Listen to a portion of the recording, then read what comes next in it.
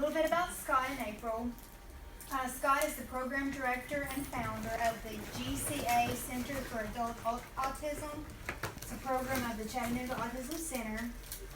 Scott founded the center in 2010 as he was looking for other adults on the autism spectrum.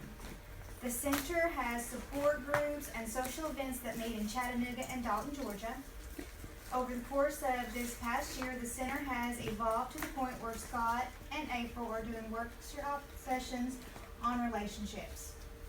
In July 2017, the center will be hosting a Tri-State Adult Autism Symposium in Chattanooga, which is going to be the first conference that is totally geared towards adult autism issues. Amazing.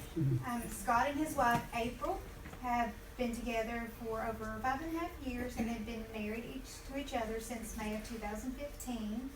And these two lovely people have the honor of raising 3 grandchildren together. And that is Quinn, who's 12, Melody, 9, and Harmony, who's 5.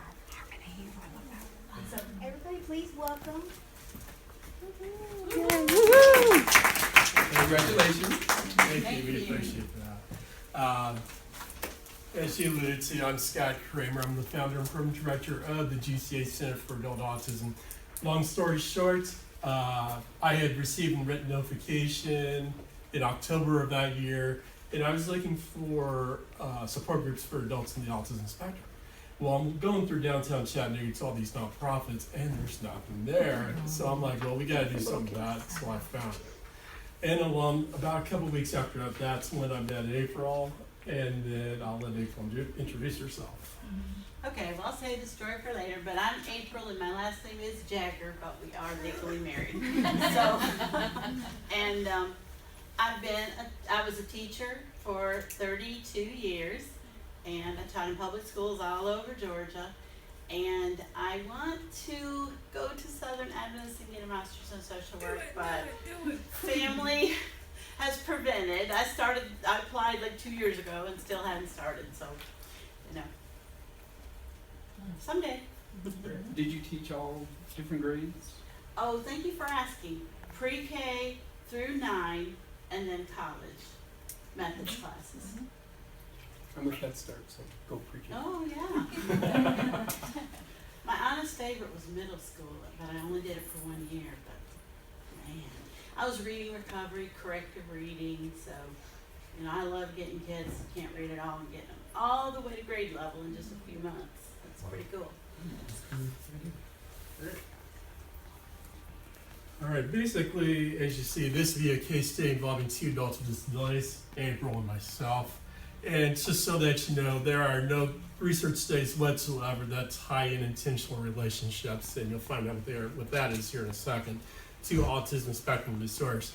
Now, when we give our presentation, yes, it's about adults with disabilities, but also keep in mind that I do come from an autism perspective, so that may shade or skew things a little bit. But one of the things that we want you all to know is that healthy intentional relationships, various kinds, benefit adults throughout the lifespan, and we'll be sharing research techniques for initiating and sustaining those in intrapersonal type of relationships.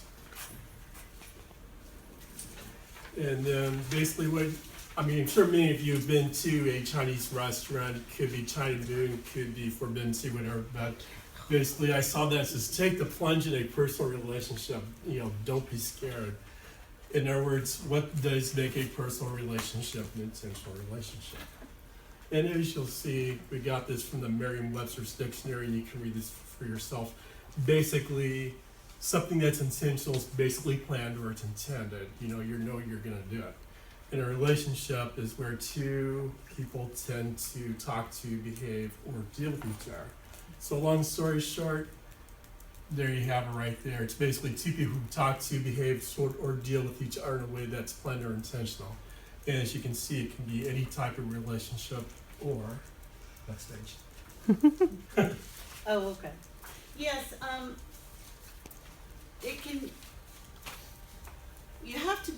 you're on the outside looking in of a relationship. Some people's relationship, they may live together their whole lives, and it may be a platonic relationship. That doesn't mean that's less of a relationship.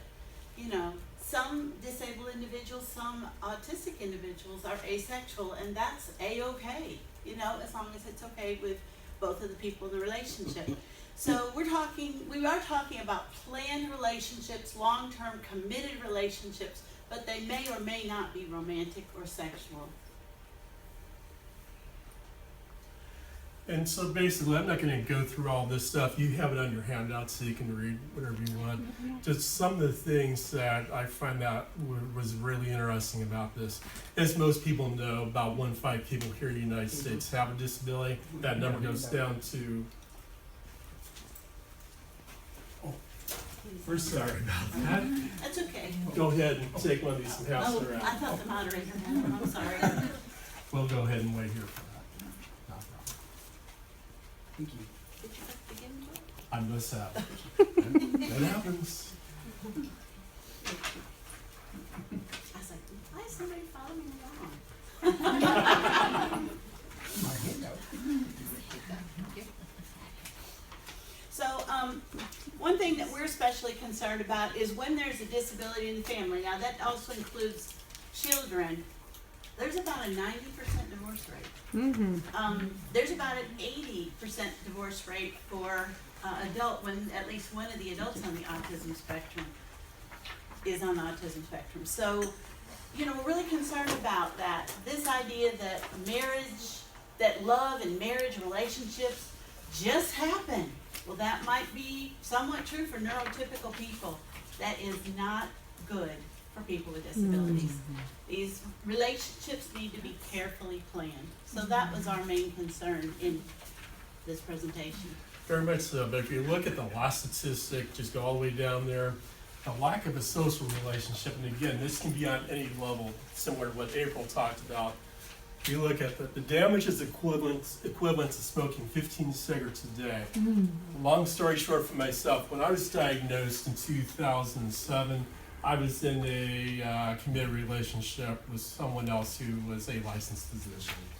And so when long story short, when all that ended and she diagnosed me unofficially in the spectrum, and I ended up living on my own, I went into a funk for the next 6 to 9 months of my life.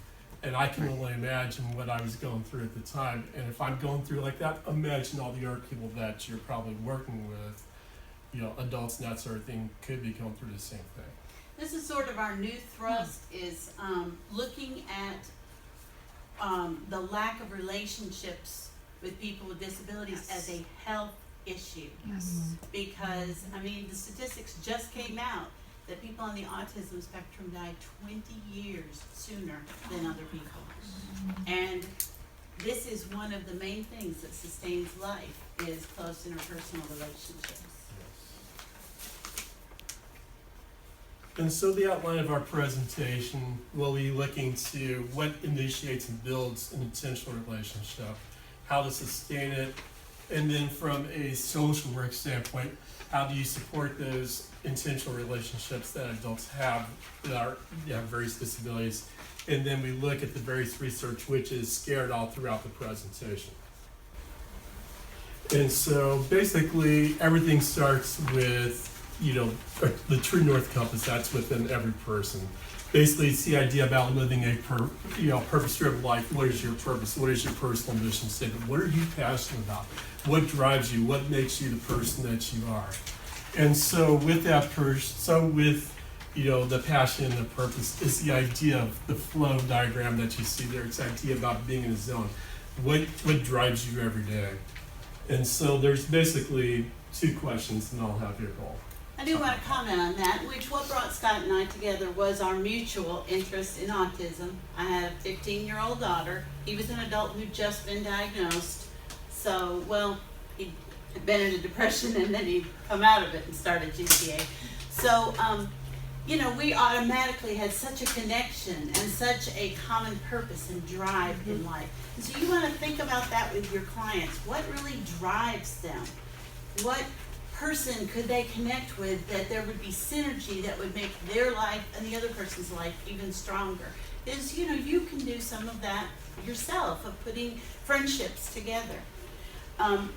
The things that your clients need to ask themselves at whatever level is appropriate for them is, am I ready for an intentional relationship? You know, have I worked on myself? Am I where I want to be? Are my basic needs met? Am I taking care of myself? You know, because when I divorced before I met Scott, I mean, I just completely took care of myself for a couple of years, emotionally, and my children, of course, who were very traumatized. I wasn't even thinking about it. And I think that's the best way, you know, not to jump right out of one bad situation into a new situation. The second question your clients need to ask is, what kind of relationship are they looking for? I mean, do they want a really close friend? Do they want a romantic relationship? Do they want a sexual relationship? So, you know, help them to explore, what is it you're really looking for?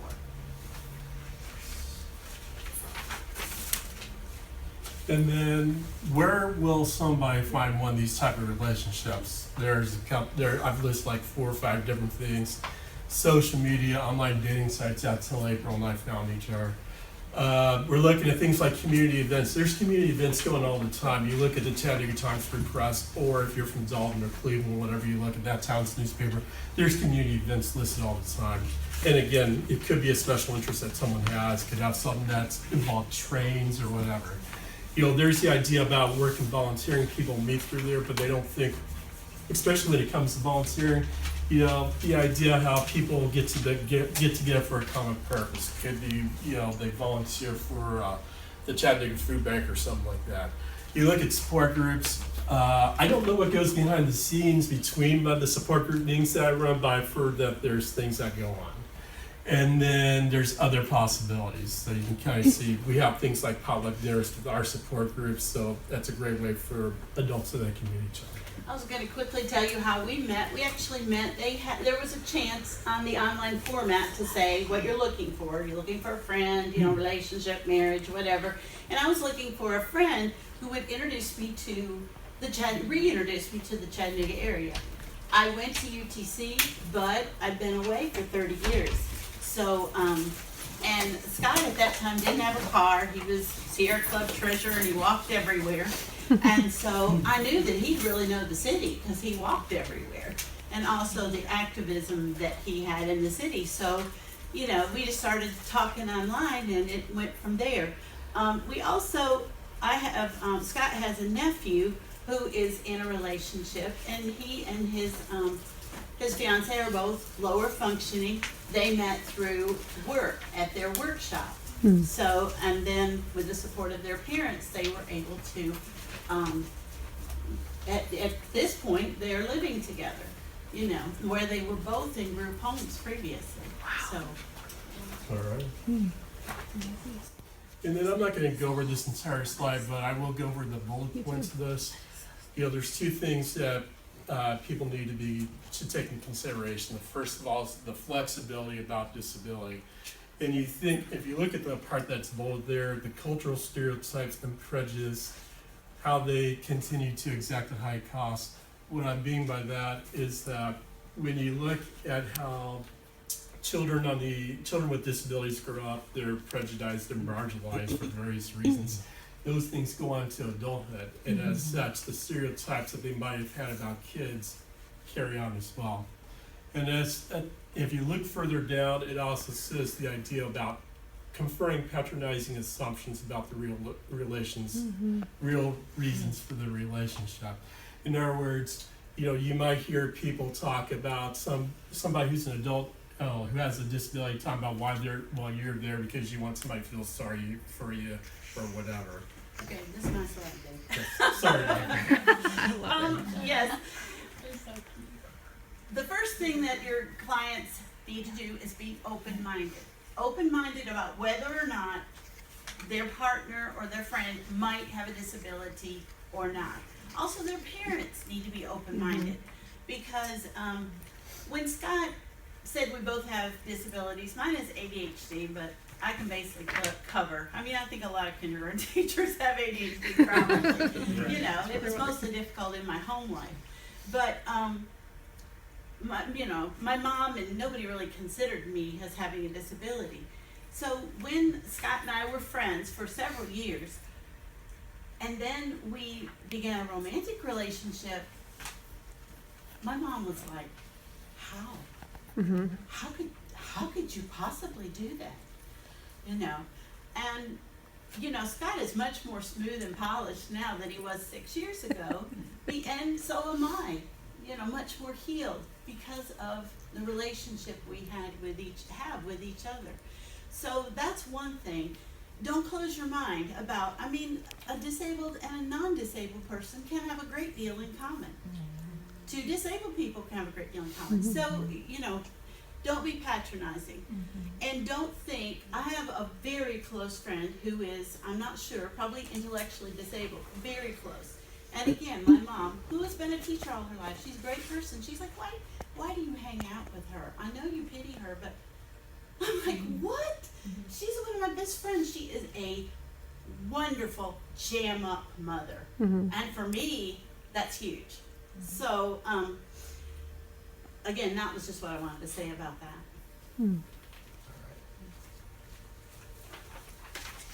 And then one of the things I'll talk about is the idea about how people who have disabilities, autism, whatever you want to call it, it's the idea that they can hide, you can run, but you can't hide. In other words, the idea that you can't hide whatever this disability, whatever long term.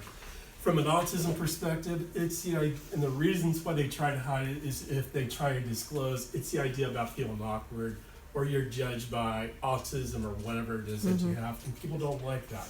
People like to know that they're accepted, and when they're not accepted, well, there's the constant rejection. And the thing about rejection for people who have disabilities is once it builds on, it's like a snowball effect. So that's the reason why anybody who has a disability, they have to learn to accept that disability, like it, and then love themselves. And then you have Maxine Aston, who is a British researcher and wrote the book Asperger's in Love.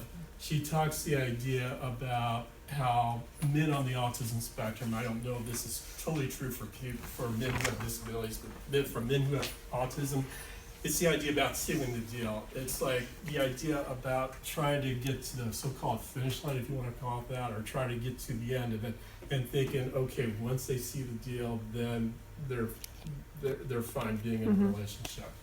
But one of the things about people, probably not just autistic men, but men in general who have disabilities, it's the idea about being bullied.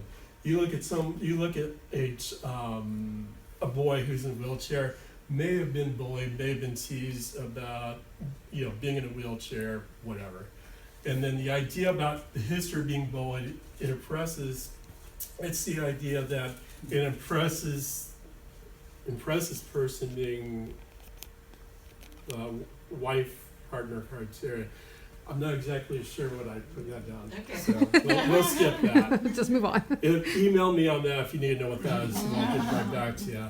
And then Ashley Stanford, who wrote last year the book Asperger's Syndrome in Long-Term Relationships, she sees courting as a form of acting. In other words, people who have Asperger's, people who have a form of autism, are known to, because they don't generally come out with their feelings and that sort of thing. Yes. And because they have to hide those things and not disclose their disability, they act it out. Yep, they get their ideas about relationships from movies. Right. So they act out what they think. Exactly. Sometimes- Instead of feeling down here, they think up here. Sometimes porn movies. Right. So they're like acting out a script while they're trying to seal the deal in the relationship. And then when they got that relationship locked in, they don't have to use their scripts anymore. They just kind of go back to whatever. So you need to prepare people for marriage, or long-term relationships are different than dating. Right. And let me go back to the history of being bullied point. I apologize for that earlier. Basically, when I talk about impresses the person being the wife partner criteria, let's say that I'm the person who's been bullied for a large part of life. And there's April right there. Now, April has certain criteria that she wants, you know, in her person, in her man, whatever. She wants this, she wants that, so it's easy to come across. So that way we don't feel bullied. Gotcha. So, Yeah, this is mine. Okay, if you have not seen the show Autism, the movie, it's on YouTube. Autism in Love. It is amazing. Okay. But not just as a movie about autism or a movie about people with disabilities and their feelings, but just as a movie. I mean, it's just so heartwarming. So, but Dave in this movie, Autism in Love, which Scott actually has been in communication with Dave and his wife, he said that his formula is 25% looks, that the looks of the person have to be acceptable to him. That's 25%. 25% is the person's personality. But 50% is how the person treats him. Yes. Which I think this is probably a good criteria for any person. Because I know so many people in relationships that they're not giving much weight to how the person treats them. So, but that's, you know, that's how he chose his wife and developed his relationship with her. In Atwood, women who, they're looking for men that have a similar personality to themselves, expectations and lifestyle choices. In other words, they're looking more for practical things. And a lot of people on the autism spectrum are very good at one particular thing. And sometimes it's a thing that makes them a great deal of money. And then they're able to act their way through the courtship. And, you know, the woman thinks I've got it made, and then she's basically with someone who never regards or understands her feelings because he never really did. So that's why we think intentional relationships and developing the relationship so important. Another thing is one of the people in a disability couple needs to be at the high end of the empathy what am I saying? Scale, thank you. Spectrum, that's the word I was looking for. Actually, research has found that the most successful autism, non-autism relationships are with a super nurturer. So I think, you know, in our case, 32 years, 4 children. Nurturer. I kind of qualify, 32 years of teaching. So, because honestly, one person does have to carry more than the other. Now, in the disabled couple, the nephew is a super nurturer. He is caring for his partner very, very well, even though he himself has a disability. She's more wild, off the cuff, which she has a more severe intellectual disability, and she brings like zest and, you know, zing to his life. So it's a good relationship. So, and then these are just some ideas.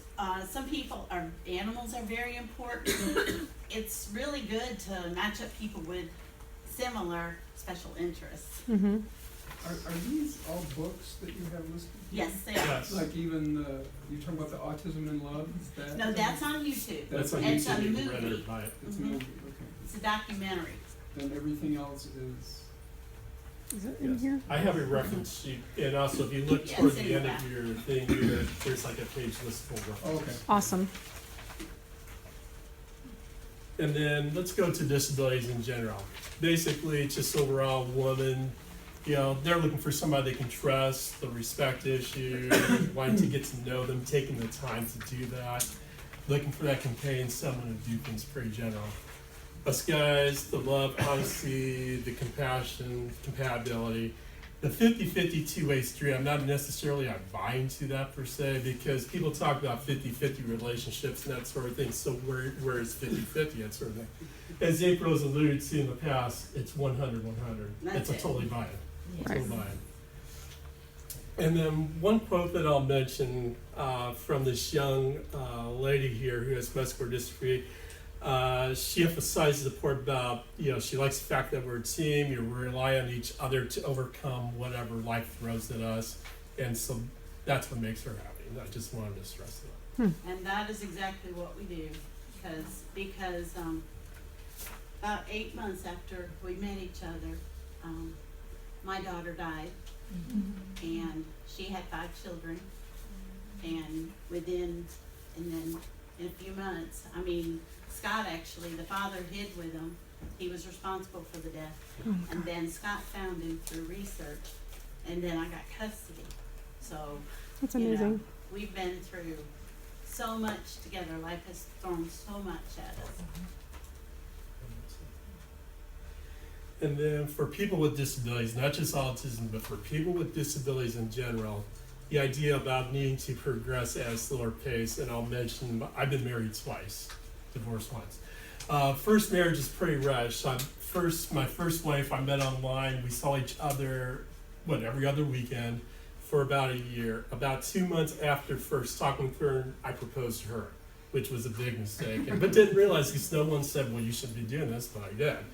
So a couple of years, so a year and 2 months goes by, I get married. 3 years later, I get divorced.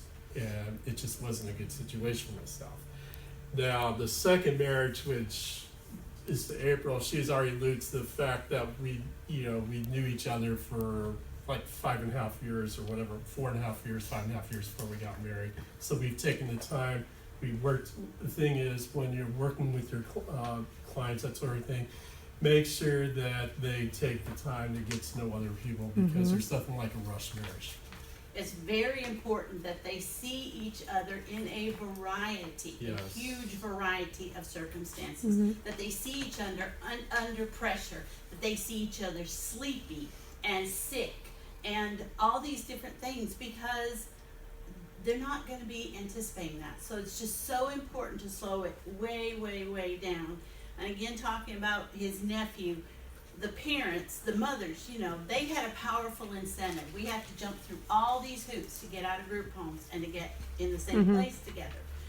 And they didn't get to see each other much because their group homes were fairly far apart, although they'd been at the same workshop for work. So the parents set guidelines, and this would be a role the social worker could do too. You need to do this to get to this step, and you need to do that to get to this step. Because, like first they had to keep their nose clean, no discipline infractions in their homes before the plan would even start for a period of time. And this went on. And what really surprised me was that the parents, these were both mothers, they made the restriction on the young people that they could not be intimate once they lived together. That this was a living situation, and that this was not just woo-hoo, go, and I'm surprised that the kiddos, the 20-year-old kiddos, 28, went along with that, but they did. And they showed, because what the parents wanted to see, do you really love each other? Are you going to take care of each other? Is this, and especially the mother of the girl who had a stronger disability, is this going to be an exploitative situation for my daughter? And it wasn't until both parents were convinced, and then after 6 months, the kids came to him and said, we really think we're ready. And the parents talked with them and decided that they were, and gave their blessing. And the little girl went, woohoo! So. And the other thing I wanted to, Rudy Simone writes in her book, 22 Things, is that people on the autism spectrum, I would presume this would be true of people with disabilities, need the personal space. For somebody like myself, when I get home and all of a sudden I got a 5-year-old, a 9-year-old, 12-year-old come up to me, it's great, but I really need my space to adjust. All right. 15. Okay, teamwork is important, and it has to be built consciously, consistently, slowly. It doesn't just happen, okay? Especially in relationships with disabilities. And the functional aspects of the relationship have to be recognized. It's not just, you have to prepare them for it. It is not just how you feel that day or how he feels that day, because feelings are a lot different in some ways for people with disabilities. But you need to point out to them as they're developing their relationships, look what he does for you. Look what she did for you that day, and point out, these are good things. You have a friend. You have somebody there with you if you're scared or if you need medical attention. To sustain the relationship through the times when they just may not feel in love. So, next slide. All right. Then, as I mentioned about my second marriage, I went from a roommate who was 40-something to a very large family. So, patience, patience, patience. And let me tell you, when you talk about at the bottom about the fight versus flight response, I felt a lot of that stuff kick in right away. But one of the things that I remembered is that, as I mentioned, the key, the best friendship that I share with April. There's a reason why I'm in this marriage with April. It's not because, well, hey, it's great. I went from having a roommate to this large family. No, it's because I love her and just all the things that we share with each other, our interests and everything else. It's great. Up till a couple of months ago, we had 2 adolescents, Ooh. young adults with disabilities, Oh, yeah. autism and bipolar, Mm. in addition to the 3 grandchildren. So yes, it was a shocking transition. And the It bipolar was. child was not very stable, and he is now living with his father. It's his senior year. But coming back to our friendship, I'm telling you, our feelings were all over the place every day because of basically the verbal abuse we experienced from the one teenager and just the chaos of that many children. You know, I did 16 loads of laundry a week. So, you know, and this is one thing, you know, they say don't go to bed angry. Wrong. So you cannot resolve things sometimes when you're so tired. So, you know, we would just get in bed, hug each other, snuggle, and say we'll start again tomorrow trying to figure this out. And one really important thing for me to communicate with Scott, and this is maybe autism specific, is I have to make pictures with words. You know, I have to say something like, you know, I feel like a cardboard box on the side of the road that somebody ran over after you said that to me. You know, so because if I just say, I feel so sad, he's like, Right. I don't even catch his attention. And basically, this is a male thing too. So ladies, Yes. and teach your female clients, make those word pictures for feelings. Because men are not that in touch. Because the thing about because the thing about it is with men on the autism spectrum like myself, we're very intelligent, we get a lot of things, but when you talk about feelings, that's something that we don't quite get. Right. So that's the reason why when it said be blunt, be blunt with people like me, I even had to tell her, I said, please be blunt with me. Yeah. Because it's not a good thing. Hands don't work. No. It's like you're just trying to get around things, put your foot in whatever, but there's that. So now we get into the social work part of this. Basically, how do you support those Social relationships? justice. So the way I looked at, there's 3 keys. The first of all is developing the idea what social justice is. And I took this from the National Association of Social Workers website to kind of help you all here. Basically, trying to open doors of access and opportunity to everyone, particularly those in great need and greatest need being people with disabilities. And so, And I told you about Tony and Wendy, but the point here is their parents could have just said, no, you know, you're in a home, you've got a full-time, in Indiana, they must be rich up there or something, because it was 2 boys, and they had a full-time round-the-clock caregiver. And then Wendy is in more of a group situation. But they could have said, you're just fine where you are, you don't need to, you know, spend time with your girlfriend. And so, but they really believed what Emma Thompson, love that they found that quote, being disabled should not mean being disqualified from having access to every aspect of life. I love that. I love that too. So we go from social justice to key number 2 about understanding that disability rights are pretty much civil rights. So we look at what Very true. disability justice is. And a lot of people don't talk about that there is a thing called disability justice. And the quote, I'll just read this here. It's pretty much a multi-issue political understanding of disability and ableism that moves to a framework that centers justice and wholeness for all disabled people and communities. Civil ableism is the idea that if you take somebody like myself and you take somebody else who doesn't have a disability, there's rights, there's privileges that go along with that. That's ableism. So you take so instead of it being like a difference or whatever you want to call it, it's the idea that it's inclusiveness, it's togetherness, it's wholeness. And then I kind of touch on ableism a little bit, but ableism doesn't equal inability for adults with disabilities, and you can kind of see the definitions there. I won't go over it. Ableism is pretty much a type of discrimination, whereas disability is basically a disability, what that is. So basically, we go from those three keys to what are things that all of you can do and things that you can share with your coworkers. Pretty much, how can you assist a differently able adult? You know, first of all, is having a mindset, and it is a mindset, because in order to have the mindset for social and disability justice, you can't possibly be supportive and also be able to role play with these individuals to get them prepared for what it is that they need to do. So let's talk about the mindset a little bit. Basically, it's the belief that all individuals are worthy, and that's a key word, worthy of healthy, interpersonal, and even intimate relationships. Basically, it's an affirmation toward your clients. If you believe that, you're saying to your clients, say, I believe in you, I believe what you want to do. And pretty much, no mindset equals you're not pretty much saying you're affirming you're not supportive of these people that you work with. And then with that, again, social justice, the idea about equal rights and opportunities, and then disability justice, I've already described that.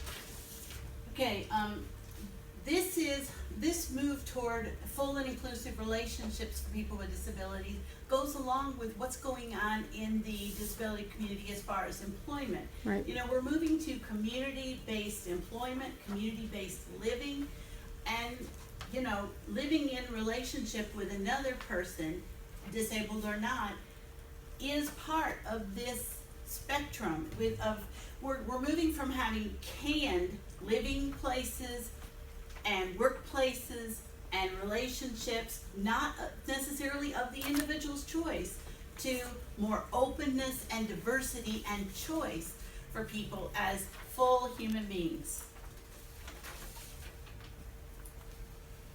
Okay. So basically, one of the things that you can also do in being supportive is dealing with those negative societal attitudes that you hear about. One of the most common ones is that disability is a burden. You know, why should we treat people who have disabilities, be it autism, be it a physical disability, intellectual disability, whatever? Why? Because it's a burden. It's one of the societal attitudes that we have developed over time. And the thing, even in disabilities itself, it seems to me like you have autism being one disability, you have this disability, this disability. It's easy for somebody like myself that comes across as being intelligent and all that sort of thing, to be able to look on someone who might have an intellectual disability and say, well, you're not, it would be easy to say, well, you're not as intelligent, blah, blah, blah. But the thing about it is, even with people like myself, I do my best to be supportive and try to help remove those negative attitudes. Disability is both a burden and a gift.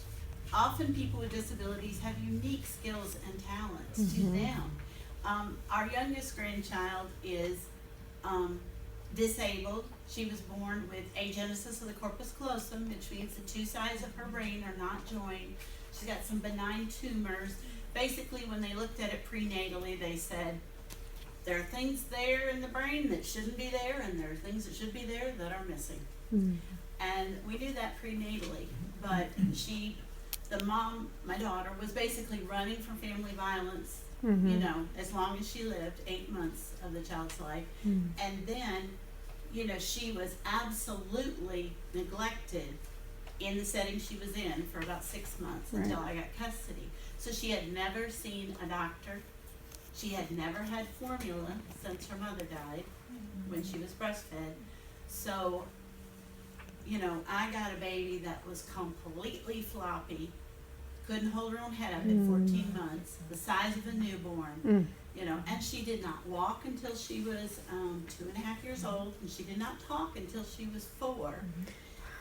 But she has the most special quality. She is an empath. She can tell if anybody in the room is sad, and she will go over to them and she will put their head on her shoulder and pat their back, you know, and now she can walk and talk, you know, she's still delayed, but, so it's both, a burden and a gift, and we need to recognize the gifts and the strengths of those with disabilities. And, you know, as I was talking about my friend, I like her for herself. I don't feel sorry for her. Yes, I give her rides because she doesn't have a car, but that's not because I'm taking care of her. It's because I enjoy the conversation we have and we talk about our children, and she gives me ideas. When I found out that my 12-year-old grandson was depressed, or I felt he was, she was one of the first people I talked to. You know, because she has a 12-year-old son. And there's a lot of discussion right now. How many of you think that people are more toward person first, a person with autism? Raise your hand. Okay, how many of you have moved to a autistic person? So it's really up for debate right now. Scott doesn't really care, I don't think. My daughter is very strong about, she's autistic. So, you know, you need to kind of find out from your client how you want them, like if you were to bring somebody with you and introduce them. How they want to be identified. How would they want to be, you know, exactly. Thank you. All right. And another things that you can do when you you're working with adults who have various disabilities. Is to role play. Yes, role play how to meet someone, how to ask them to, you know, how to say, you know, do you want to get together? People with disabilities don't just already know these things. How many of you use role play in your practice? Okay, so we were just going to do a quick example. Okay. Okay, Scott and I are next to each other at the food bank. We're putting vegetables in bags. We're counting out the cabbages and onions for a drive-through food bank, and we're next to each other, and we haven't met each other. How are you doing today? I'm okay. Right. Is your first time here? No, I've been here a few times before, but I haven't seen you before. You know, I've been here several times. I've just never seen you before. So what brings you here? Well, I think it's important that people in our community have food. That's important to me. Really? Why are you here? I'm doing it because I know I don't like to be too personal first, but I kind of grew up, you know, not having much food and everything else, and so being here kind of reflects, you know, I guess on those experiences. I did too. I used to have to bake a cake for my brothers every day. Really? Because flour and sugar were cheap back then, and my mom was at work working a second job until 11, and I had a brother that was 13. He was a bottomless pit, and they didn't have enough to eat. We didn't have enough to eat. We never knew where our next meal was coming from. So that's why I don't want other people to have to go through that. Really? Wow. That's very cool. So Are you going to be here next time? I'm thinking about it. Yeah, I am. Yeah. Well, yes, I'm pretty committed to doing the rest of the times this year. So, would you like me to email you and tell you when the next time is? That would be great. Okay. All right. Well, when we're done, you give me your email, and I'll tell you when the next time is, because we really need help here. You know, we need as many people as possible. Awesome. And so as you can see, I mean, you take somebody who has a disability and they're like, well, how do I really get to know that? I said, in a setting like this, I mean, it's like the idea that April and I, even though this was kind of like a real life example, we're able to make those connections by bouncing off of each other. She says one thing, I bounce off of that, she bounces back off of that. So that's something that you can work with your clients. Let's say that they're meeting somebody. It's like you kind of give them tips, pointers, and that sort of thing. Don't just give them tips and pointers. I Role mean, play. go over the conversation, just like Yes. we did. and try to get in the head of the person that they're gonna be communicating with, because most of you aren't autistic and you can probably do that. You know, get into that other person's head so that you'll give them conversation that might be likely to happen. And the thing that I'll just mention down here at the bottom, it's pretty much what April and I were doing. You open up the communication, you share those experiences, which leads to those relationships. And when we were first getting to know each other online, he had this list of 1,000 questions. And he would ask me one each day, and I would answer it by email. We didn't live in the same city at that time. And then he would answer it himself. So by the time that we met for the first time in person, I already knew what his childhood pet was and his favorite color and what we were going to order that night, which was veggie pizza that we both loved.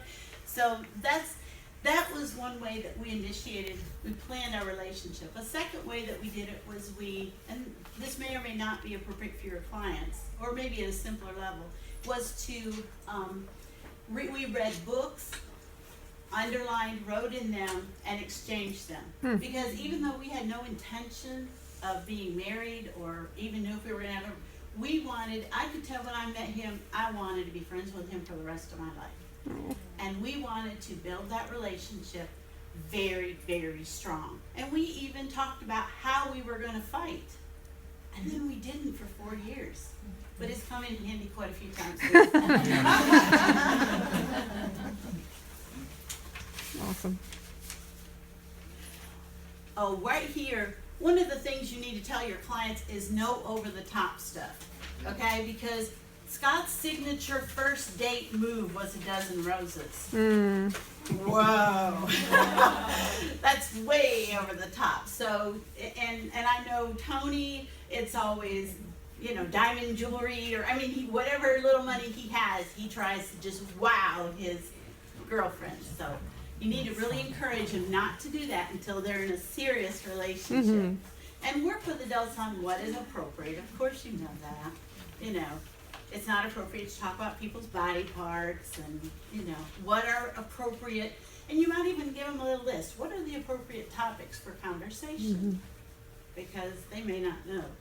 Right, and as I mentioned earlier, and this is with people who have autism or even people who might have an intellectual disability, be blunt. I mean, don't make me guys, don't, you know, do whatever. In other words, kind of like with Simon Baron Cohen, another British researcher, and the father of theory mind says, don't guess. And the quote I'll just read down here at the bottom is, in brief, having a theory in mind is to be able to reflect on the contents of one's own and another's mind.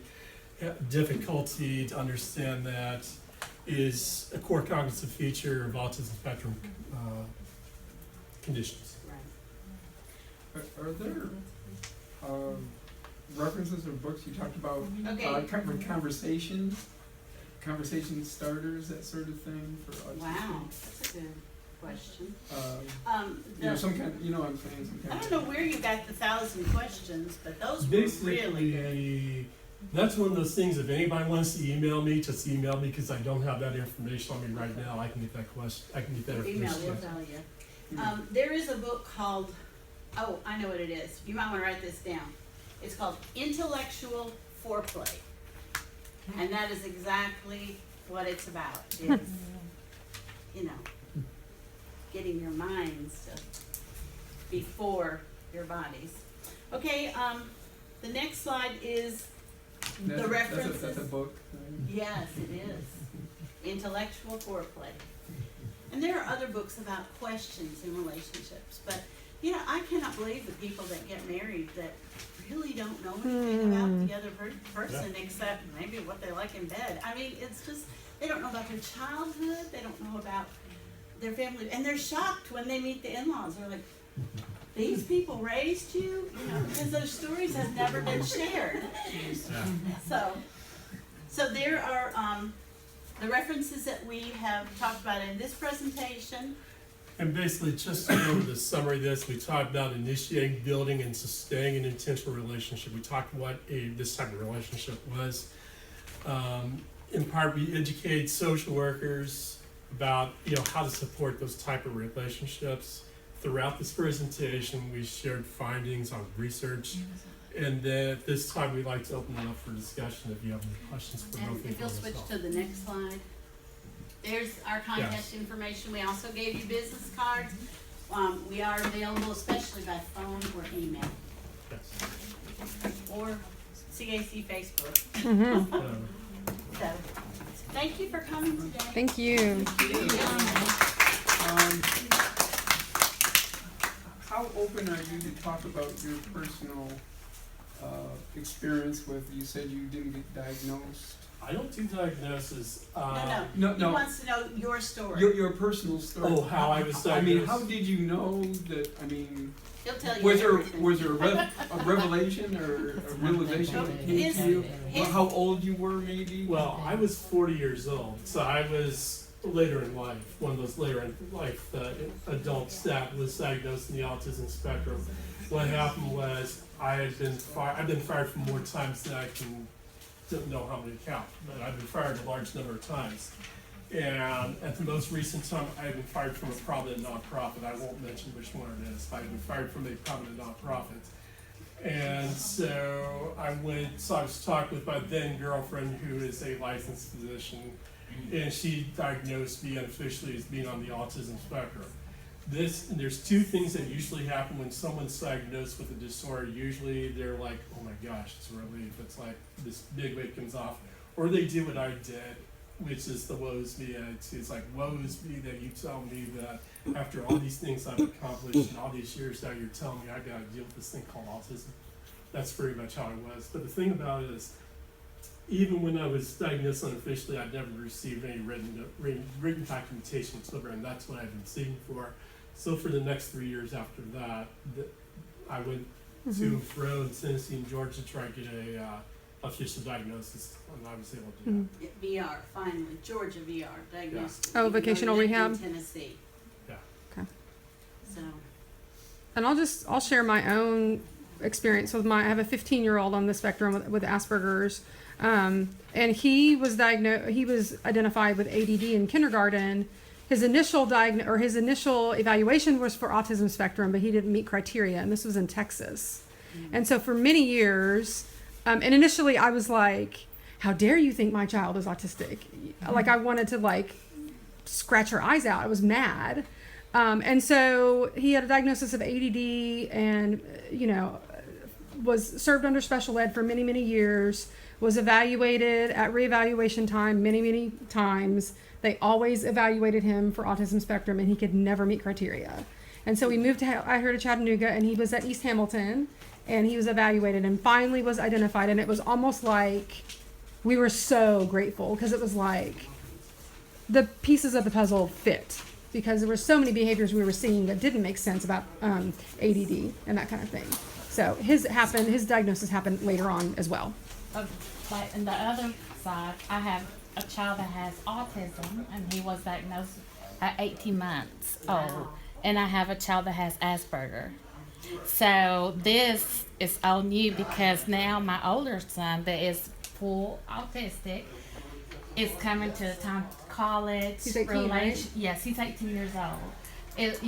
So I'm trying to learn as much as I can because he loves girls, and the boundaries and the way you talk to him, And the other side, I have the Asperger child that is he just flies by the seam of his little pants, But socially, he can function, but then, the basic social skills, he's fixing to go to middle school, which is a totally different, routine. Yeah, it's just totally different. So I appreciate y'all so much. Yes. we I mean, presented on intentional relationships at the Chattanooga Autism Center's conference last year.